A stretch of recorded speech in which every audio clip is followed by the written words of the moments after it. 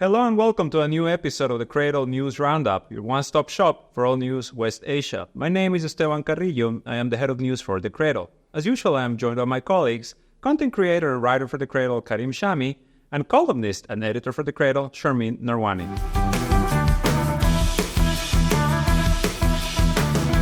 So let's get right into it this week. On Friday, Joe Biden steps out into the White House to give a speech and present what he described as an Israeli-drafted ceasefire proposal, a comprehensive proposal to stop the war in Gaza.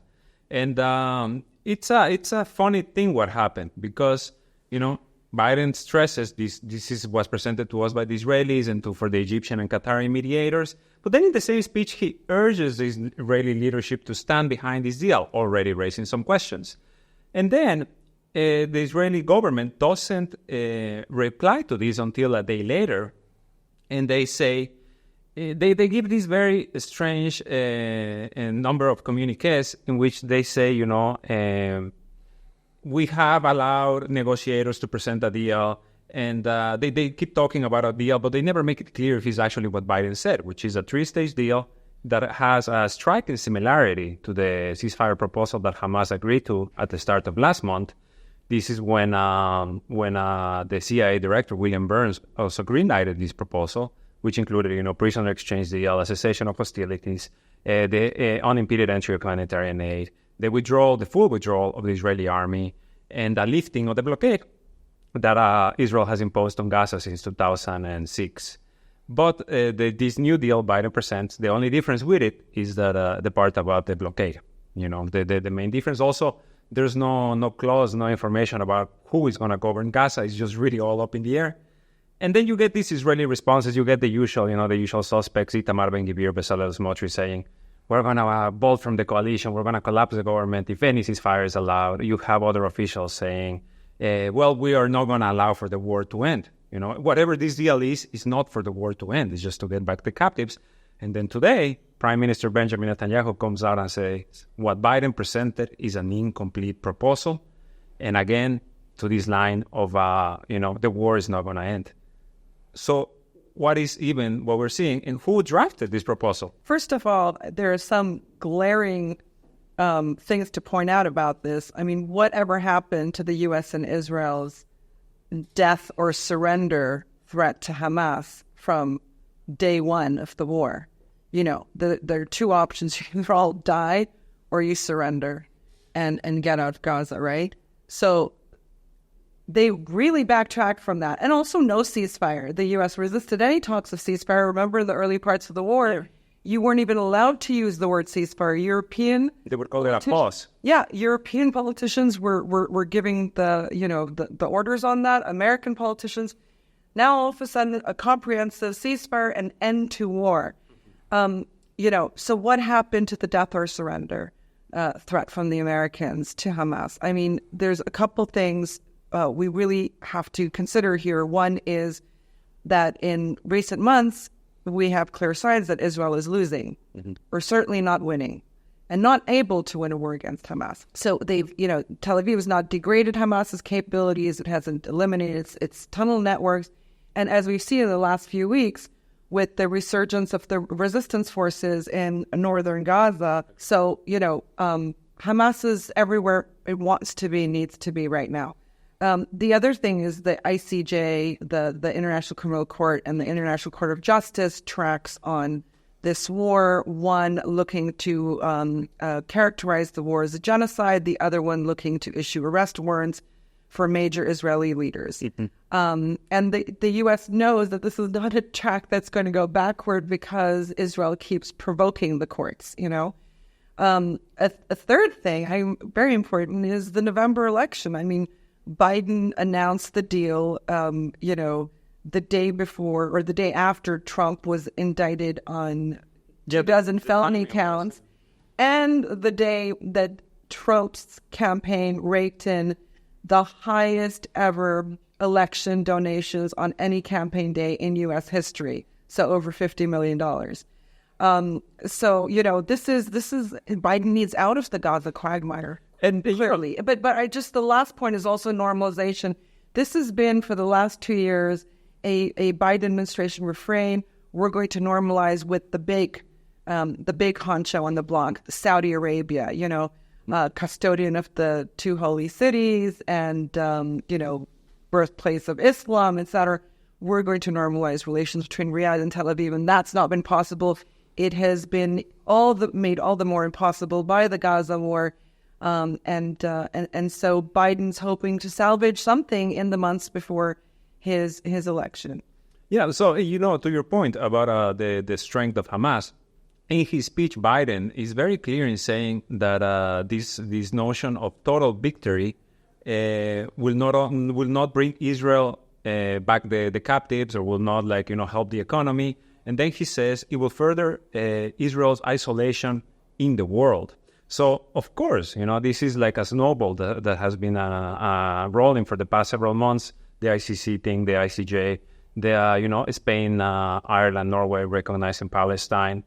And then the Trump, it's just everything it was like a come to Jesus moment for the White House, right? Like, we need to do something now. That's why I also think the timing was interesting, because this is something that a bunch of outlets have highlighted, that Biden presented this just as the Sabbath was starting on Friday evening, when, already all Israeli institutions were closed. And then there was not going to be a response until a day later.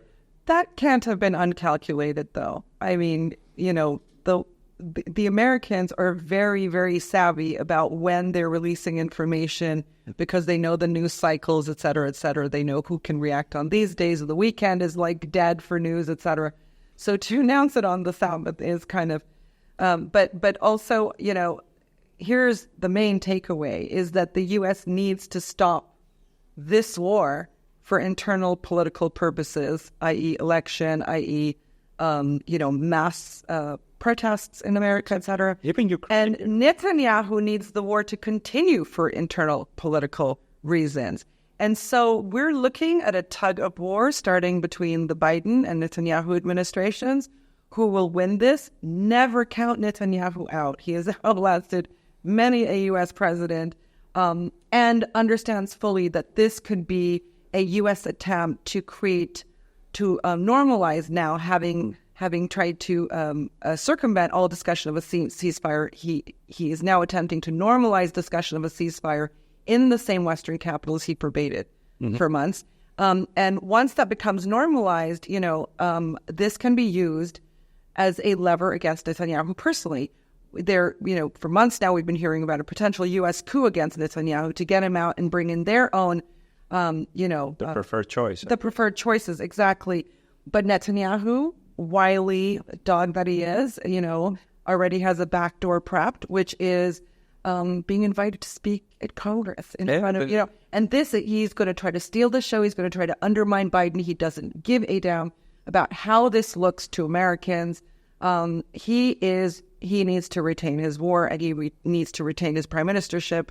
And we could even be potentially looking at a Biden election loss. And does Netanyahu care? No, because if Trump comes in, he'll work Trump too. I mean, this guy is one of the most wily politicians we've seen in modern times. You would think that not even Joe Biden seems to really care about losing the elections, or at the very least he didn't care until like a week ago. Well, his team, does Biden care about anything except, I don't know, walking the dog? I really don't know at this point. Because I remember there's been over the past couple of weeks a few reports on U.S. media, on Politico, on Atlantic, stuff like that, brought to you by Lockheed Martin, about how all of the Democrats are freaking out. They're freaking out about the polls. They're freaking out about Trump. You must have seen this, Karim, over the weekend. There was like a UFC event that Trump walked in. Yeah. And people were cheering like crazy for this man, and saying, F Joe Biden. Yeah. The crowds. I mean, remember Trump Clinton, you could hardly fill the seats at Clinton rallies. And she was way more sort of, I guess a public character than Joe Biden, who's been around forever. And the first woman candidate, et cetera, couldn't fill the seats for Hillary. You couldn't, there were lines outside halls to get into Trump functions. But wait, there's something else that happened. Oh, yeah, and then that creepy Biden smirk.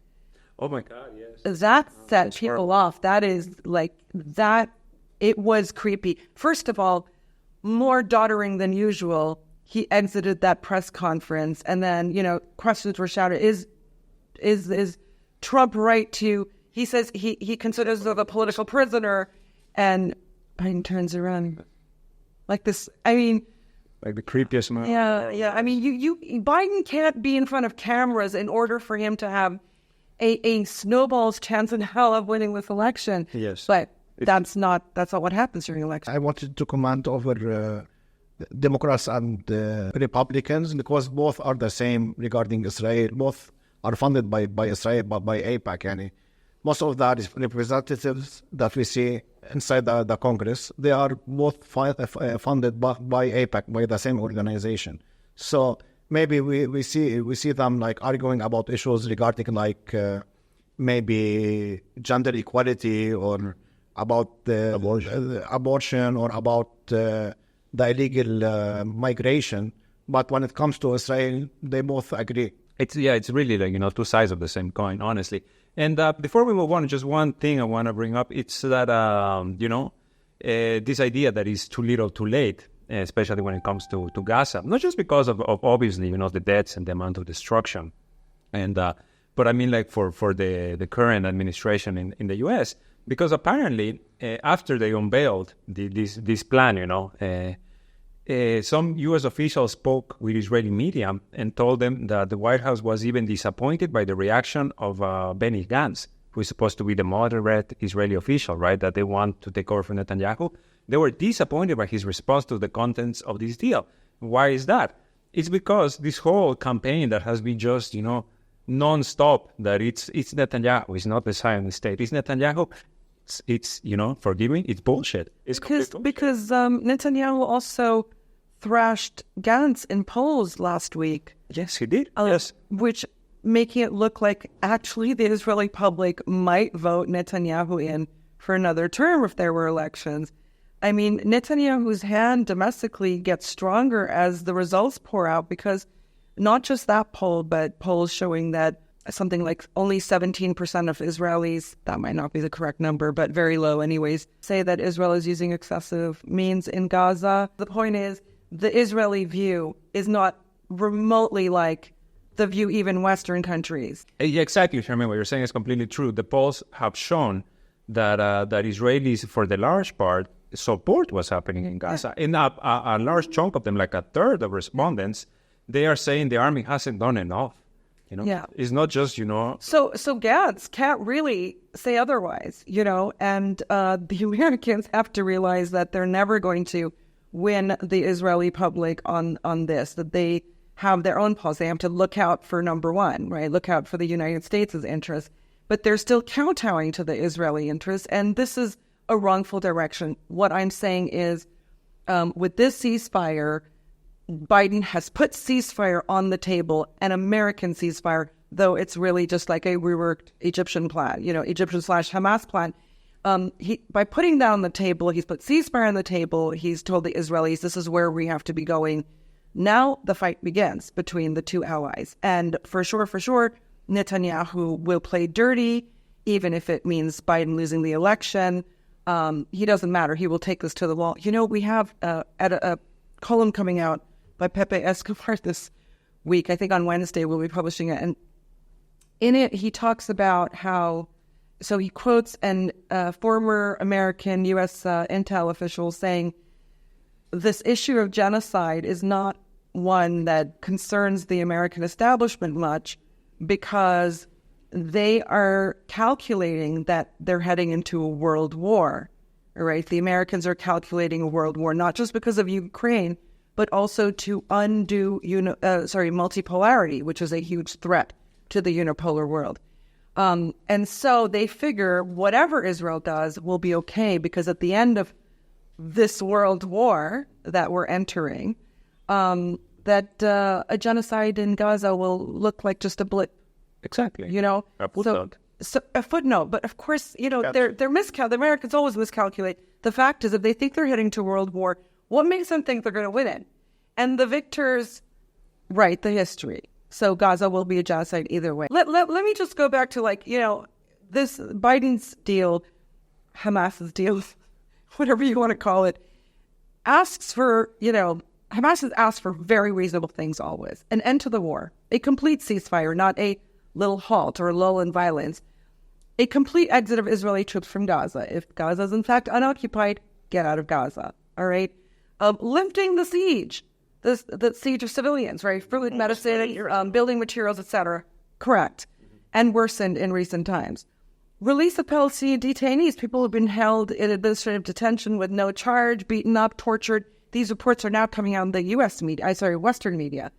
Return of Palestinians who have been displaced this war to their areas, and then the rebuilding of these areas. But importantly, and this is where Hamas has always, what the PLO did not do in the Madrid Peace Conference with Oslo, okay, is get very specific with timeline, dates, and guarantors.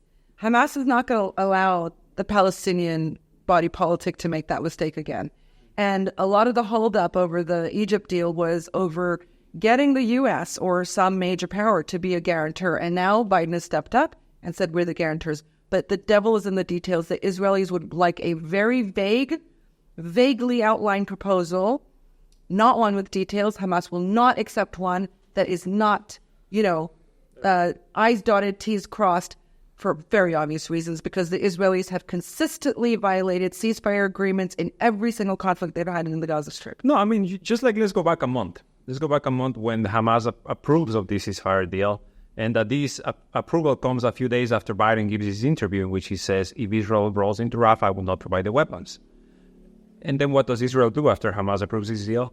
They go into Rafah. They start bombing Rafah. They take over the crossing. No humanitarian aid has entered the Strip since then. And, now they are in central Rafah with tanks, killing people. What is Biden doing? He's still sending weapons. There went his word. There goes his red line. So now, a month later, he acts as the Israeli government spokesman. The U.S. president presents this thing, says the Israelis drafted it. And then what do the Israelis do? They come out and they say, they just go like... So this is a very effective Israeli tactic, okay? Be the bad kid, the bull in the china shop, okay? And your opponents will just come down in their demands, okay, and give you what you want. So ceasefire agreement, bombard Rafah, do exactly what the Americans don't want you to do. And so, Joe Biden will hand over the keys to the Pentagon storage facilities and hand over Jill Biden to Netanyahu for safekeeping when this deal is done.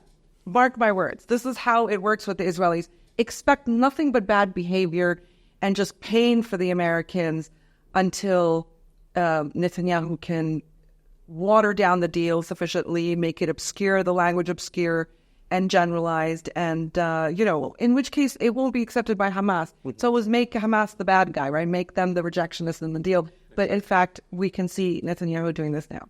So speaking about pain for the Americans, last week the Yemeni armed forces launched 2 attacks on the USS Dwight D. Eisenhower, this aircraft carrier that was sent to the Red Sea several months ago. I actually think it was initially sent to counter Iranian, the IRGC Navy, when they were like, the whole thing about Iran is seizing ships, we need to protect, before Yemen was the big bad guy.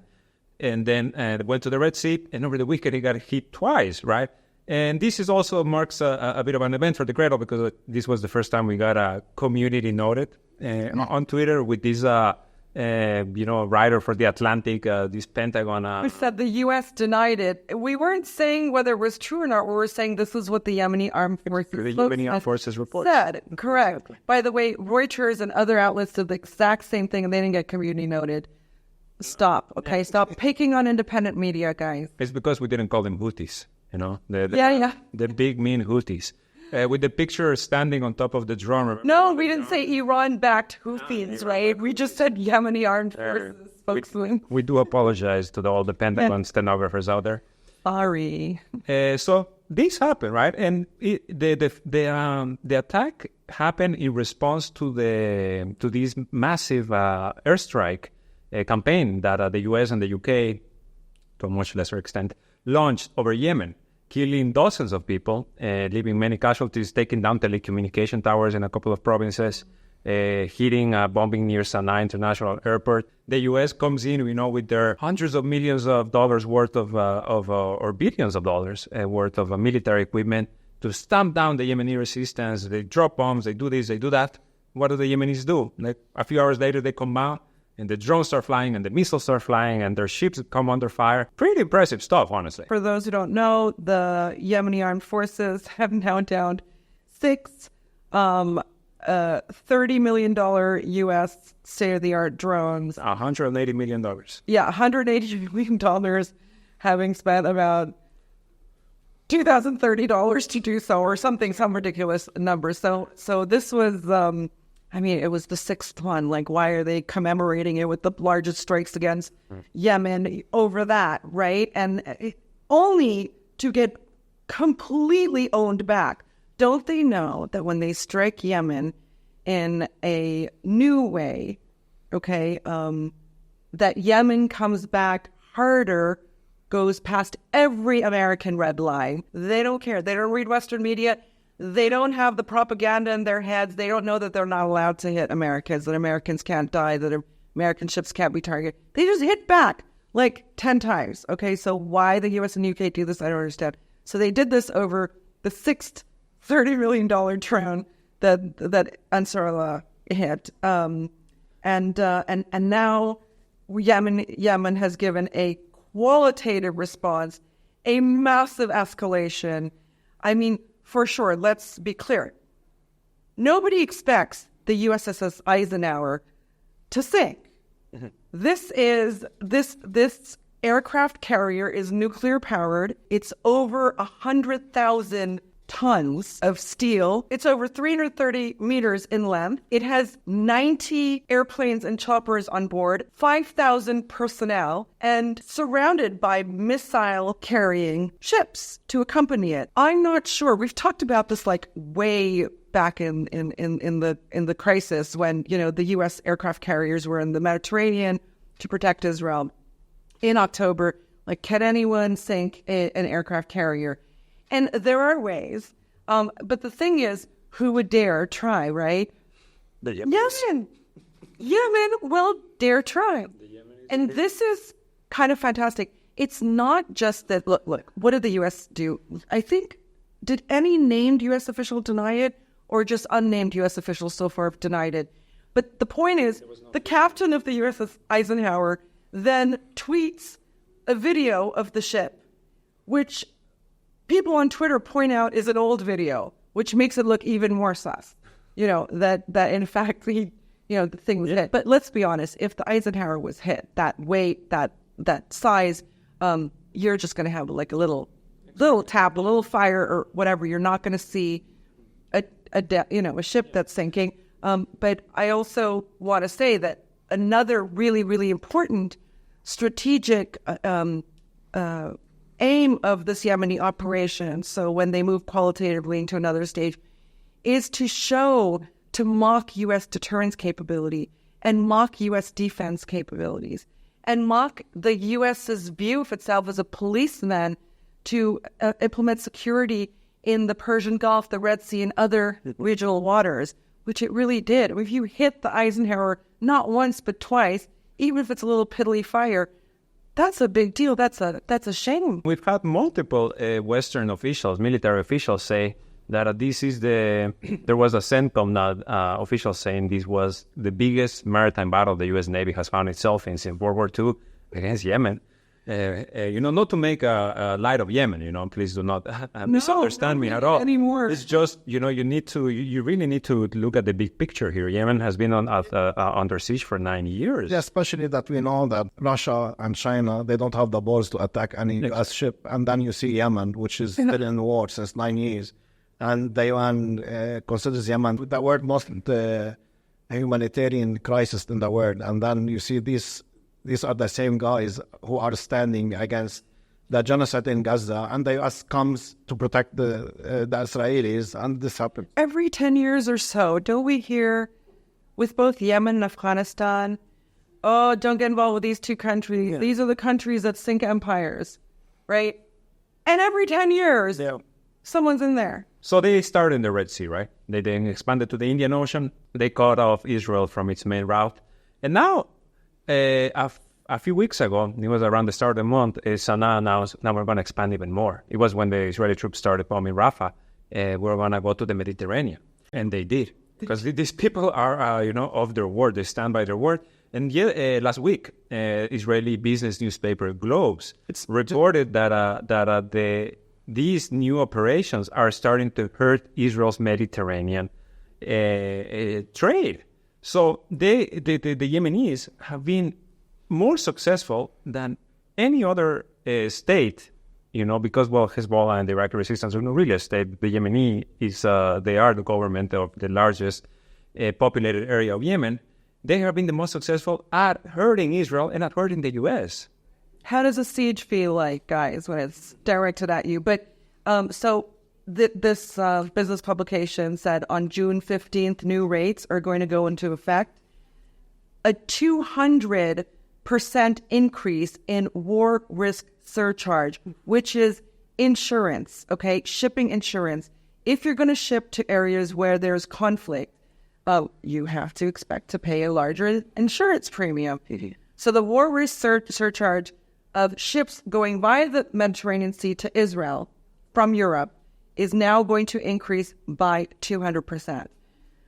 So another... That's crazy. Yeah. Right now, Israel, which gets 80% of its imports from waterways, right, shipping.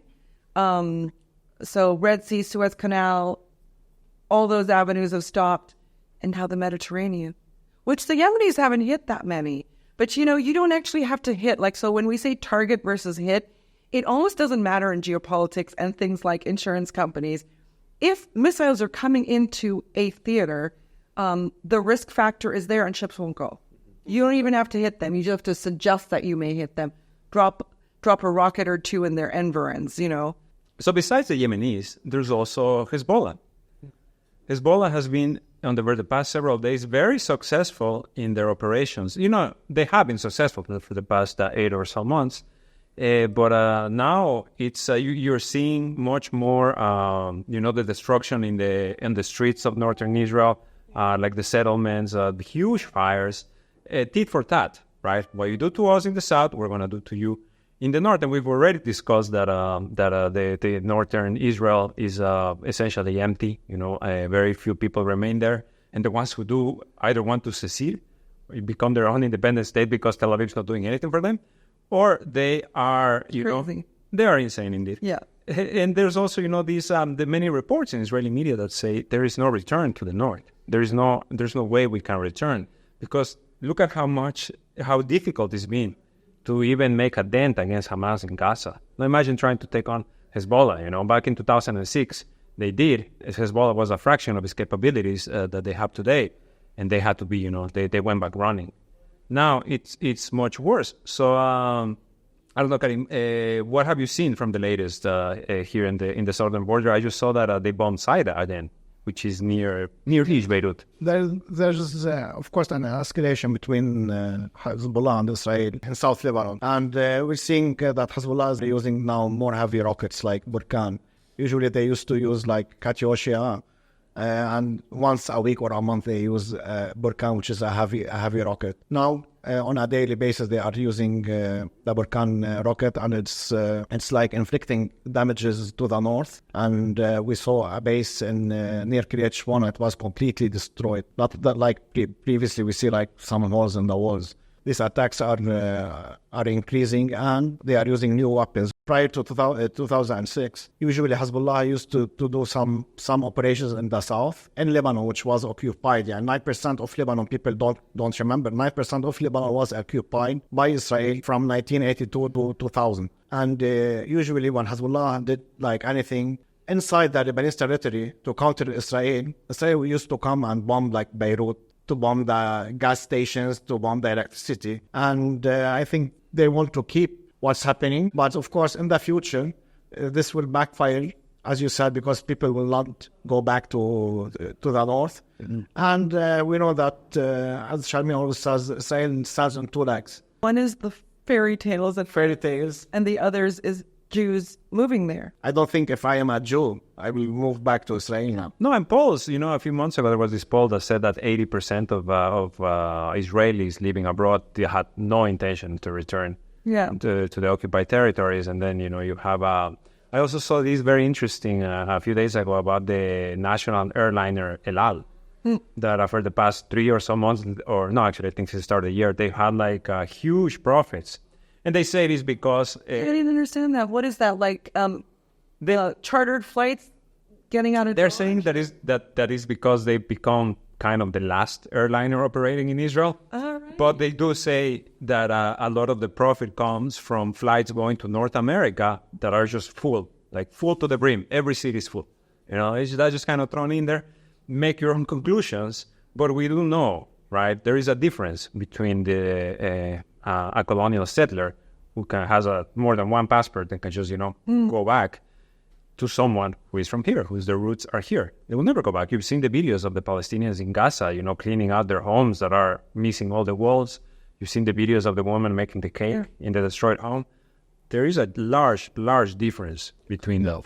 So before we finish for this week, one last topic we should really discuss is the upcoming Iranian elections, because now we have a number of candidates that have presented themselves publicly, among them former President Mahmoud Ahmadinejad. So, I think, Sharmeen, what do you tell us a bit about who we are going to be seeing on the ballot come June? Well, because I was in Iran recently and therefore should know everything about Iran, where actually I'm on Twitter checking stuff to learn about what's going on here. I was going to say more because you're a geopolitical expert, but... Oh, yeah. Domestic politics isn't my thing. However, I am a huge fan of elections anywhere in the world. Country, it was capital, I don't even know. If there's an election, I'm glued to it. I don't know where that comes from. And they're also different, And I definitely don't have this American attitude of one size fits all. It's based on the country's makeup, its history, its desires, etc. So today, actually, which is the anniversary of Khomeini's passing, by chance happens to be the day where the submissions for candidacy in the presidential elections closes. So we just today had 2 new big names as entrants. So there, expect some last minute ones for sure until the end of today. What I like about the Iranian election cycle is that it's 3 weeks. Okay, it's not like a year-long thing where that becomes a media circus. It's 3 weeks, and so you don't have time to saturate the airwaves, do the PR, the media, the advertising. There's no big bucks involved in these elections. In the interim period when the campaign actually starts around 2 weeks, people candidates get airtime in which they debate issues, and they go to their provinces and they go to get votes. This is how it should be. Very quick, very efficient election. So today, the candidacies close, right? Today's the last day to submit candidacy. It goes tomorrow to the Guardian Council, which is the body in Iran that certifies elections and decides who can run and who cannot, based on a bunch of criteria. Do they do they believe in the Islamic Republic in the first place, etc. So a week from now, the Guardian Council will give its list of final candidates, those that have been through the ringer, and the Ministry of Interior will announce the actual candidates. Then you have 2 weeks of campaigning like crazy. And then on June 28th, which is a Friday, you have the election. Now, also, again, very simple, is if no single candidate gets 50% plus 1, so 51% of the vote, it goes to a runoff, which is held 1 week from that Friday, and then you have a president. Right, so it's kind of fast and efficient, and you do hear everyone's views, or the main ones, right? The main candidates' views, so this year, it's a very, very unusual year. This is not a run-of-the-mill election year because the president of Iran died in a helicopter crash just a few weeks ago. Unlike the last election, where a number of quote-unquote reformists boycotted because they didn't get their slate of candidates. We'll see what happens here. There are, I think, around 4 or 5. I think today it should be already 5 reformist candidates who've thrown their hat into the ring. We've yet to see if any of them survived the Guardian Council's acts. Today, interestingly, Mohammad Ghalibaf, who was former mayor of Tehran, he was commander of the Revolutionary Guards Air Force. He's also current and past Speaker of Parliament, a very interesting figure because he's viewed as a conservative moderate. So he can appeal to a broader cross-section of people. He has passed the Guardian Council's, radar a few times. He has run for the presidential election, so very possible that he will be, come through next week. And then notable ones, Mahmoud Ahmadinejad, of course, probably the most well-known, but he has not been accepted by the Guardian Council. He is Mr. Renegade, and he bucks the establishment. And to be quite honest, because the likelihood of him passing the Guardian Council's scrutiny is practically nil, it's very likely that he's running in this election to burnish his anti-establishment credentials with the mass public. I mean, this is the guy who tweets about Tupac Shakur and NBA, U.S. basketball. I don't even understand where did that come from. He had a nephew who was really into Americano stuff and just went nuts on this. Then you have Saeed Jalili, who is a former head of Iran's Supreme National Security Council and top nuclear negotiator. He was also deputy foreign minister for European and American affairs, but is known as a principlist all the way. This is the kind of person who might appeal to an electorate who now understands, especially during time of war, okay, that security comes above all else, okay? Something the reformists in Iran just never can fathom. They are always looking for ins with the West, what some Iranians call Gharb Zadeh or West toxified. They're, woe is us, let's get rid of sanctions with, U.S. sanctions and European sanctions. Let's make that the agenda, whereas Raisi broke very firmly with that. And went eastward and went, made alliances with Russia and China, joined the SCO, joined the BRICS, a very different type of candidate. Jalili would very much be a security president. He is, again, like I said, principlist. And this would be his third attempt at the presidency. He contested in 2013, where he didn't do too badly. He came in third. And then in 2021, when Raisi ran, but he withdrew to support Raisi's candidacy, and Raisi ultimately won. Then you have Ali Larijani, who's a former Speaker of Parliament. He's viewed as a moderate conservative. He sort of swings both ways as well, maybe less so than, or more so than Ghalibaf. But he was barred from running in 2021. This guy, former Speaker of Parliament, big shot, right? Same pose as Ghalibaf holds now, but barred from running in 2021. You have one of the reformists is a former health minister and first deputy speaker of parliament, also, like Larijani, likely hoping for Ali Khamenei, the supreme leader's intervention to get the Guardian Council to let him in. Now, the Guardian Council, as well as the leader, have an issue, do they want a segment of the political body in Iran to boycott the elections or not vote or vote in blank names, as in the past election? It's a hard thing. I mean, Iran's body politic and I think votes have swung more conservatively in the last two election cycles, both parliamentary and presidential. And I think, the reformists don't like that, and they make it sound like, oh, it's rigged. But actually, polls show that's where people have been leaning. Will it be less so now that the president died this way? I think there are a lot of Iranians who would want to keep Raisi's legacy. He was well viewed by those who supported him. And even as we saw in the protest, people who didn't vote for him came out thinking it was a national shame what happened to him. Yeah.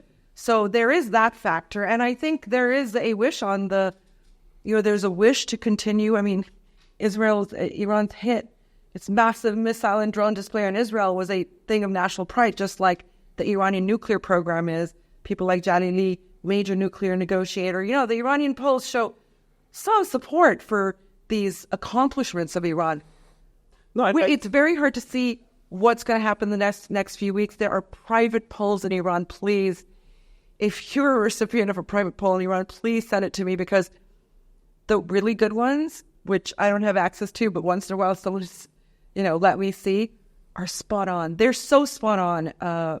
And I am right now trying to get access to some of these, because from every 2 days, you can see swinging from this to that in 3 weeks, in 3 short weeks. I mean, Rouhani's first win, he was back, and he became a clear front runner the last few days.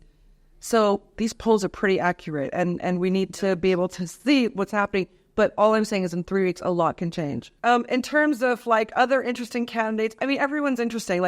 A lot of these people were super accomplished. I was just reading one of them, Habibullah Dahmarde, who's the governor of Sistan and Baluchistan. He is a PhD in mathematics from the University of Oxford. Okay. No, seriously, what I don't know if people know, but I think Iran has the highest level of PhDs in any parliament anywhere in the world, or among the top 3, because I mean, it's quite astounding. You don't even know these people as having PhDs. You know them as something else, minister of this or member of parliament. Also noteworthy is female Zohre Elahian, member of parliament from 2008 to 2012 and from 2020 to 2024, has tossed her hat into the ring and is the only female candidate to have done so. We've never had the Guardian Council ushers through a female candidate, as far as I know, to date, but it is allowed. Just so you know, we checked. It is allowed for a female to run for the highest office in the country. We've just not seen it yet. And just FYI, we've not seen a U.S. female president yet, so don't start going all Orientalist on us, all right? Thank you. It's very weird, because I thought Iran is a dictatorship. Yeah. It's not a dictatorship. Yeah, if you visit Iran, it's the most decentralized in terms of power, decision-making. Anyone who's visited Iran can't figure out where decisions get made, and it really is that decentralized. But this 3-week election cycle is so fascinating, because we're so used to these longer U.S.-type cycles, and they just don't work. I was going to say, I've never seen something like this happen, that this horrible event happens, and then a month later, elections, we're going to have a new president. Well, Iran has a constitution, and they follow to the letter of the law. It does. I mean, the Guardian Council, Assembly of Experts, then Leader's Office, Parliament, everyone knew what to do from second one, and they did their jobs. Since we've been talking about the untimely death of Ibrahim Raisi, I just want to give one little update that the second investigative report about the crash determined that they ruled out any sabotage or electronic warfare. They said no foul play. That doesn't mean that's where the investigation ends. That just means that up to this point, they haven't found anything. Thank you so much for joining us this week. Please make sure to subscribe, to leave a like, to share this video, to follow us on Instagram, on Telegram, and on X. And if you're feeling generous, please leave a donation on our Patreon. For the Cradle News Roundup, my name is Esteban Carrillo. I have been joined by Karim Shami and Sharmin Narwani.